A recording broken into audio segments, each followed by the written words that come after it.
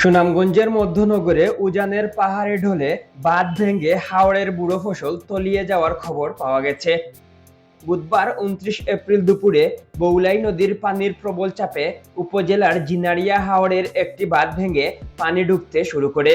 এর আগে গত সোমবার একইভাবে এরনবিলের বাঁধ ভেঙে মনাই নদীর পানিতে ফসল নিমজ্জিত হওয়ার ঘটনা ঘটে। উপজেলা প্রশাসনের তথ্যমতে জিনারিয়া হাওরের ওই বাঁধ ভাঙার ফলে সংলগ্ন এলাকার প্রায় ২৬ হেক্টর বুড়ো ধান ঝুঁকির মুখে পড়েছে। এর মধ্যে ১৫ হেক্টর ধান ইতিমধ্যে কর্তন করা সম্ভব হলেও বাকি ধান পানিতে নিমজ্জিত রয়েছে। তবে স্থানীয় কৃষকদের দাবি ক্ষয়ক্ষতির পরিমাণ আরো বেশি।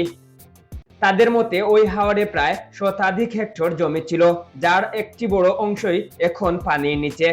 কষ্টার্জিত ফসল হারিয়ে তারা এখন দিশেহারা। মধ্যনগর উপজেলা নির্বাহী কর্মকর্তা সঞ্জয় ঘোষ বলেন, পাহাড়ে ঢলে বৌলাই নদীর পানির চাপে একটি বাঁধ ভেঙেছে, তবে এটি সরাসরি উপজেলা প্রশাসনের বাঁধ নয়। স্থানীয়রা যাতায়াতের রাস্তা হিসেবে এটি নির্মাণ করেছিলেন।